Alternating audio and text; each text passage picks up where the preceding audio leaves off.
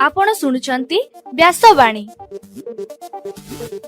जनगण मन अधिनायक जय हे भारत भाग्य विधाता।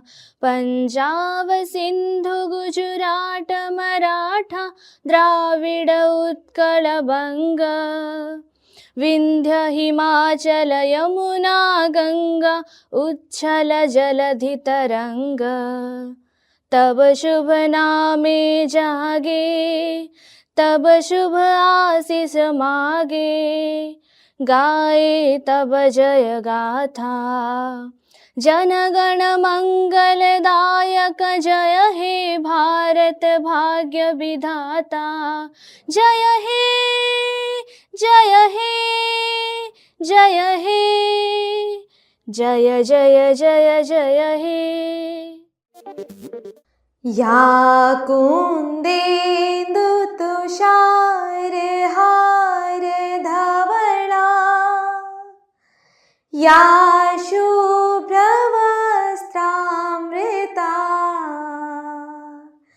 या वीणा वरदण्डमण्डितकरा या श्वेतपद्मासना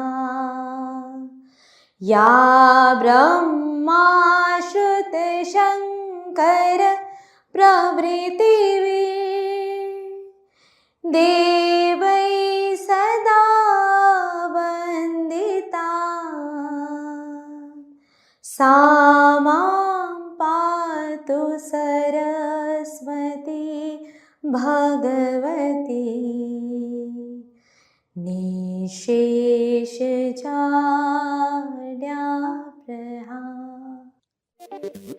नमस्कार व्यासवाणीर खबर सहित मु तन्मयी। प्रथमे मुख्य खबर। आज ओडिशा विधानसभार मौसुमी अधिवेशन आरंभ हेबो। एणिकी स्कूल छात्र छात्री को मागणा बस सेवा मिलिबो बोली सरकारक घोषणा। आसंता 27 तारिखरु आरंभ हेबो स्वतंत्र ओटीटी परीक्षा। बोर्ड वेबसाइट रे उपलब्ध हैला एडमिट कार्ड। आसंता 23 तारिख रे महाप्रभुंक अलंकार सिंधुक रत्न भंडार को फेरिबा नै आईन मंत्री सूचना। एक पेड माँ के नाम अभियान रे सारा राज्य रे 1.5 कोटी चारा रोपण करागला। सुस्थ नारी सशक्त परिवार अभियान कार्यक्रमर शुभारंभ कले प्रधानमंत्री नरेंद्र मोदी। इस्राएल द्वारा गाजा उपरे प्रबल आक्रमण जोगु स्वस्थान छाड़िले 4 लाख लोक। गत कालीरो एशिया कप क्रिकेट रे यूएई को 41 रन रे हराइला पाकिस्तान। एवं आसंता 25 तारिख मध्य राज्य रे आउ एक लघुचाप सृष्टि हेबा नै पाणीपाग विभागर पूर्वानुमान। एबे संपूर्ण खबर। आज ओडिशा विधानसभार मौसुमी अधिवेशन आरंभ हेबो। सेप्टेम्बर 19 तारिख रे केवल बेसरकारी सभ्यों कार्य पई धार्य होइथिला बेले बाकी 6 दिन सरकारी कार्य दिवस रहिछि। गतकाली बाचस्पति सुरमा पाढ़ी सर्वदलीय बैठक डाकी गृह सुरुखुरे चलाइबा पई सबु दलर सहयोग लड़िथिले। मिलिथिबा सूचना अनुसार अधिवेशनर प्रथम दिन रे दिवंगत विधायक राजेंद्र ढोलकिया को श्रद्धांजलि जणाई गृह रे कौनसी कार्य हेबो नाही।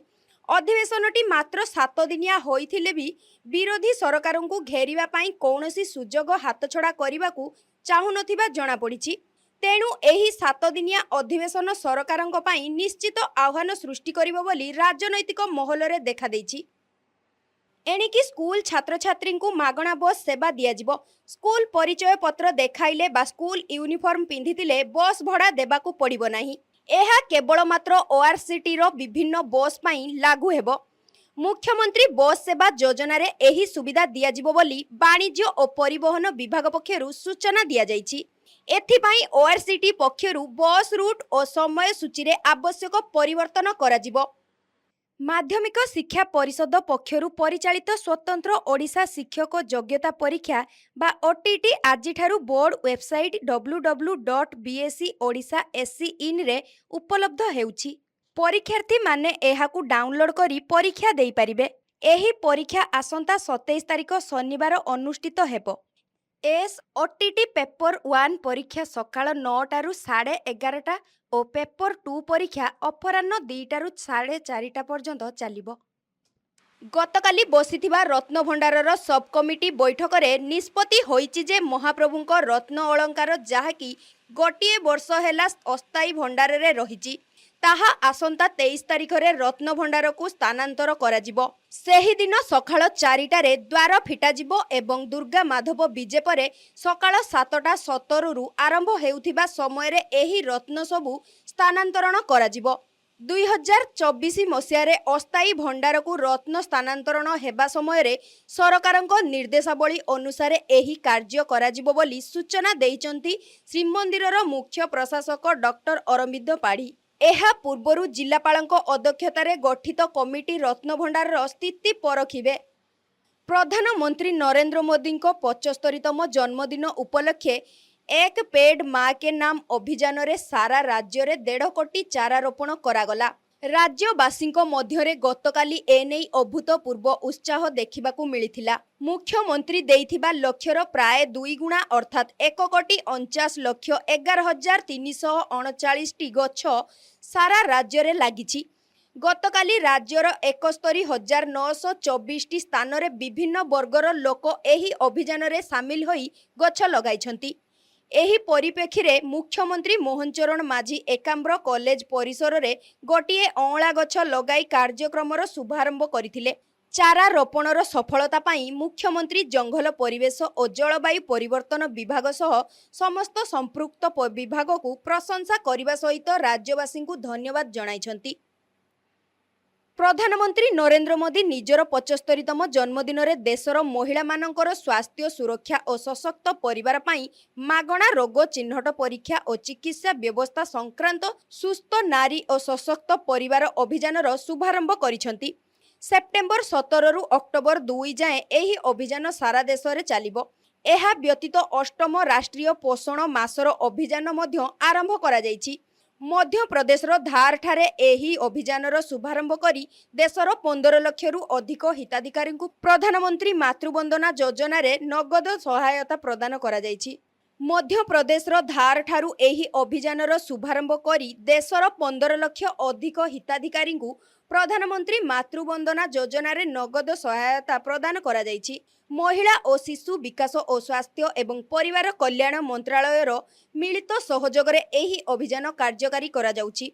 एहा महिलांको स्वास्थ्य और पोषण को सशक्त करिबो बोली प्रधानमंत्री नरेंद्र मोदी कहिसंती। इस्राएल गाजा उपरे भयंकर आक्रमण जारी रखिछि। मंगलवार और गतकाली राति को मिसाई मोट 50 थर गाजा उपरे आक्रमण होइछि। एही आक्रमण जोगु गाजार 4 लाख लोक निजर स्वस्थान छाड़ी पळाइछंती। गतकाली रातिर इस्राएल रो आक्रमण रे गाजार 12 जनकर मृत्यु होइछि। इस्राएल रो सेना बाहिनी को सूचना अनुसार तांकर सुरक्षा बाहिनी कर्मागत भावे आतंकवादी को निपात करूछंती एवं ए पर्यंत आतंकवादी संगठनर अनेक संरचना भांगी सारिलेनी। चलित एशिया कप T20 क्रिकेट रे यूएई को 41 रन रे हराइला पाकिस्तान। पाकिस्तान प्रथमे बैटिंग करी 9 विकेट हराई 146 रन करिथिला। पोखर जमान 80 रन रे अर्धशतक अर्जन करिथिला बेले साइन शाह आफरीद 29 रन, अधिनायक सलमान आगा 20 रन, मोहम्मद हारिस 18 रन करी उपयोगी पाली खेलिथिले। यूएई को जुनैद सिद्दीक 4 एवं सिमरनजीत सिंह 3 विकेट नैथिले। जवाब रे यूएई 17.4 ओभर रे 105 रन ले ऑल आउट हो जाइथिला। आजिर मैच रे अफगानिस्तान एवं श्रीलंका मध्य मुकाबिला हेबो। एबे पाणीपाग खबर। वर्तमान राज्यर अनेक स्थानर पाग मुख्यतः सुखिला रही। तेबे आसंता 25 तारिख बेलू उत्तर बंगोपसागर रे पुणी एक लघुचाप सृष्टि हेबार संभावना थिबा नै पाणीपाग विभाग पक्षरु सूचना दिया जायछि। एही लघुचाप प्रभाव रे राज्यर केतेक जिल्ला रे वर्षा हेबार संभावना रही। सेप्टेम्बर 26 तारिख रु 3 दिन पर्यंत राज्य रे वर्षा होई पारे बोली भुवनेश्वर आंचलिक पाणीपाग विज्ञान केन्द्र पक्षरु पूर्वानुमान करा जायछि। एबे आसंतु सुनिबा आजिर स्वास्थ्यवाणी। एथिरे सुनंतु कामल बा जंडिस रोगर कारण एवं निराकरण संपर्क रे।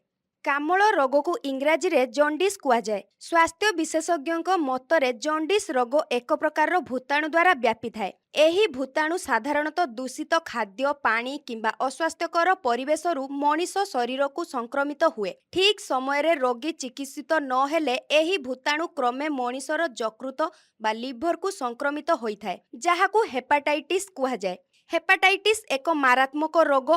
ଏହି ରୋଗରେ ଆକ୍ରାନ୍ତ ହେଲେ ଶରୀରରୁ ଧୀରେ ଧୀରେ ଲୋହିତ ରକ୍ତ କଣିକା କମିଯାଏ, ଅଧିକ ମାତ୍ରାରେ ପିତ୍ତରସ ଝରି ଖାଦ୍ୟନଳୀକୁ ନଷ୍ଟ କରିଦିଏ ଏବଂ ଜୀବନ ପ୍ରତି ବିପଦ ସୃଷ୍ଟି ହୁଏ। କାମଳ ରୋଗରେ ଆକ୍ରାନ୍ତ ହେଲେ ପ୍ରଥମେ ଖାଦ୍ୟ ଅରୁଚି ଲାଗେ, ନାକରୁ ପାଣି ଗଡ଼େ, ରୋଗୀ କ୍ଳାନ୍ତ ଅନୁଭବ କରେ, ପେଟର ଉପରି ଭାଗ ଦରଜ ଲାଗେ। ଏହି ସମୟରେ ତୁରନ୍ତ ଡାକ୍ତରଙ୍କ ପରାମର୍ଶ ନେଇ ଔଷଧ ଖାଇଲେ ରୋଗ ଭଲ ହୁଏ। ଅବହେଳା କଲେ ତାହା କାମଳ ବା ଜଣ୍ଡିସ୍ ରୋଗ ଆଶଙ୍କା ବଢ଼ାଇ ଦିଏ। କ୍ରମେ ରୋଗୀର ଆଖି, ନଖ, ଜିଭର ତଳଭାଗ ଏପରିକି ଶରୀରର ହଳଦିଆ ଦେଖାଯାଏ। ଉପଯୁକ୍ତ ଚିକିତ୍ସା ଏବଂ କିଛି ସଚେତନତାମୂଳକ ପଦକ୍ଷେପ ଦ୍ୱାରା କାମଳ ରୋଗ ଆରୋଗ୍ୟ ହୁଏ। କାମଳ ରୋଗଠାରୁ ନିଜକୁ ସୁରକ୍ଷିତ ରଖିବା ଲାଗି କିଛି ସଚେତନତାମୂଳକ ପଦକ୍ଷେପ ନିଅନ୍ତୁ। ସବୁବେଳେ ଖାଇବା ପୂର୍ବରୁ ଏବଂ ଶୌଚାଳୟରୁ ଫେରିବା ପରେ ଭଲ ଭାବେ ସାବୁନରେ ହାତ ଧୁଅନ୍ତୁ। ନଖ ରଖନ୍ତୁ ନାହିଁ। ବର୍ଷା ଦିନେ ପାଣି ଫୁଟାଇ କିମ୍ବା ପାଣିରେ କ୍ଲୋରିନ୍ ବଟିକା ପକାଇ ପିଅନ୍ତୁ। ବାହାରେ ବିକ୍ରି ହେଉଥିବା କଟା ଫଳ ଖାଆନ୍ତୁ ନାହିଁ। ବଜାରରେ ବିକ୍ରି ହେଉଥିବା ଗୁପଚୁପ୍, ଦହିବରା, ଲସି, ଆଇସ୍କ୍ରିମ୍, ଥଣ୍ଡା ପାନୀୟ କିମ୍ବା ମଦ୍ୟପାନ ଯୋଗୁଁ କାମଳ ରୋଗରେ ଆକ୍ରାନ୍ତ ହେବାର ଆଶଙ୍କା ଥାଏ। ଏଥିପ୍ରତି ସତର୍କ ରୁହନ୍ତୁ। ଅସୁରକ୍ଷିତ ଯୌନ ସମ୍ପର୍କଠାରୁ ଦୂରେଇ ରୁହନ୍ତୁ। ଗର୍ଭଧାରଣ ପୂର୍ବରୁ ମହିଳାମାନେ ହେପାଟାଇଟିସ୍ ପରୀକ୍ଷା କରାଇ ନେବା ଉଚିତ। ଏହାଦ୍ୱାରା ଶିଶୁକୁ ଜଣ୍ଡିସ୍ ବା କାମଳ ରୋଗ ହେବାର ଭୟ ରହେ ନାହିଁ। ଡାକ୍ତରଙ୍କ ପରାମର୍ଶରେ କାମଳ ରୋଗୀ ଔଷଧ ଖାଇବା ଉଚିତ। ଅଧିକ ପରିମାଣର ତେଲ, ମସଲାଯୁକ୍ତ ଖାଦ୍ୟ କିମ୍ବା ଆମିଷ ଖାଇବା ଉଚିତ ନୁହେଁ। ଠିକ୍ ସମୟରେ ଚିକିତ୍ସା ଦ୍ୱାରା କାମଳ ରୋଗୀ ସମ୍ପୂର୍ଣ୍ଣ ଆରୋଗ୍ୟ ହୋଇପାରିବେ। ଆଜିର ଖବରକୁ ଏଇଠି ରଖୁଛୁ। ନମସ୍କାର।